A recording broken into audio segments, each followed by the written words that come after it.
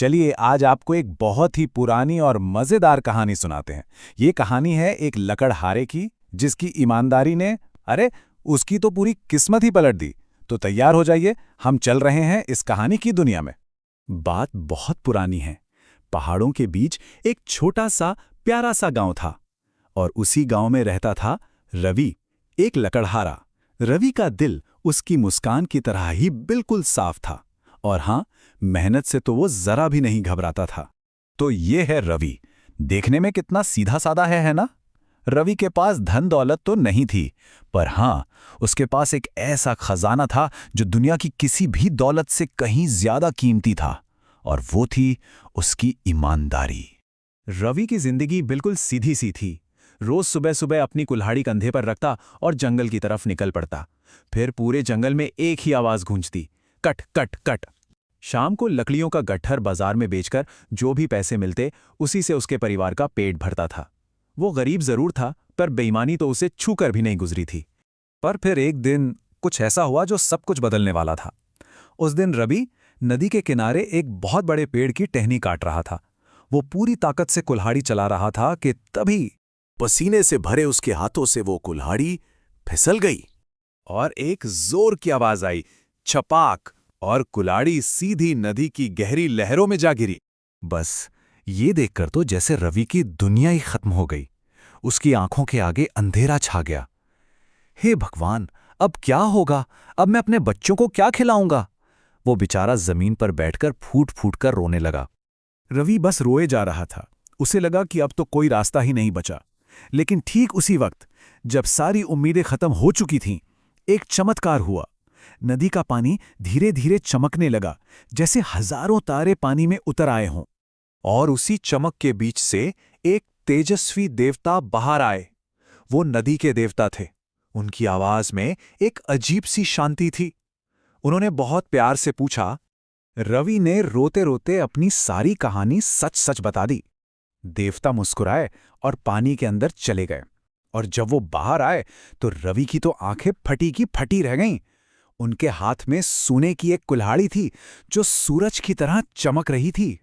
देवता ने वो सोने की कुल्हाड़ी रवि की तरफ करते हुए पूछा। अब ये सिर्फ एक सवाल नहीं था, ये तो रवि की ईमानदारी का पहला इम्तिहान था। एक पल के लिए तो रवि उस चमक को देखता ही रह गया। सोचिए, उस एक कुल्हाड़ी से उसकी सारी गरीबी दूर हो सकती थी, लेकिन नहीं। उसने फौरन सिर झुकाया और बोला, नहीं देवता, ये बहुत खूबसूरत है, पर यह मेरी नहीं है। मेरी कुल्हाड़ी तो लोहे की थी। देवता रवि की सच्चाई देखकर मन ही मन बहुत खुश हुए। वो फिर से पानी में गए और इस बार जब लौटे तो उनके हाथ में चांदी की एक कुल्हाड़ी थी जो चांद की तरह चमक रही थी। देवता ने रवि से फिर वही सवाल किया। ये दूसरी परीक्षा थी, ये देखने के लिए कि क्या रवि का मन इस बार डोल जाएगा। पर रवि तो अपनी बात का पक्का था। उसने फिर से सिर झुकाया और कहा, नहीं भगवान, ये चांदी की कुल्हाड़ी भी मेरी नहीं है। अब तो देवता की खुशी का ठिकाना ही नहीं रहा। वो समझ गए कि रवि जैसा ईमानदार इंसान कोई नहीं है और अब वक्त था उसकी सच्चाई का इनाम देने का। देवता एक प्यारी सी मुस्कान के साथ आखिरी बार पानी में गए और इस बार जब वो बाहर आए तो उनके हाथ में थी रवि की अपनी वही पुरानी लोहे की कुल्हाड़ी। अरे, अपनी कुल्हाड़ी को देखते ही रवि का चेहरा खुशी से खिल उठा। वो तो उछल पड़ा और चिल्लाया, हाँ हाँ, यही है मेरी कुल्हाड़ी। आपका बहुत बहुत धन्यवाद देवता। उसके लिए वो मामूली सी कुल्हाड़ी सोने चांदी से कहीं ज्यादा कीमती थी। देवता की आवाज में अब बहुत मिठास थी। उन्होंने कहा, तुम्हारी ईमानदारी ने मेरा दिल जीत लिया है रवि।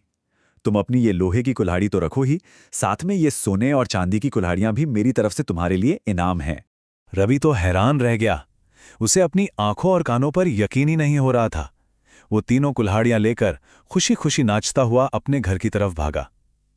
आज सिर्फ उसकी खोई हुई कुल्हाड़ी नहीं मिली थी, बल्कि उसकी ईमानदारी ने उसे वो इनाम दिलाया था जो उसने सपने में भी नहीं सोचा था। और पता है, उस दिन के बाद रवि और उसके परिवार को कभी भी गरीबी का मुंह नहीं देखना पड़ा। वो सब हमेशा हंसी खुशी से रहे। और ये सब किसकी वजह से हुआ? सिर्फ उसकी एक आदत, ईमानदारी की वजह से। तो इस कहानी की सबसे बड़ी सीख क्या है? सीख ये है कि ईमानदारी का फल हमेशा मीठा होता है। हो सकता है कि लालच से थोड़ी देर की खुशी मिल जाए, पर जो इनाम सच्चाई और ईमानदारी से मिलता है वो हमेशा साथ रहता है। तो हमेशा याद रखना, ईमानदारी एक ऐसा जादू है जिसका असर कभी खत्म नहीं होता। अच्छा, क्या कभी किसी ने अपनी जिंदगी में ईमानदारी दिखाई है और उसका कोई अच्छा फल मिला हो?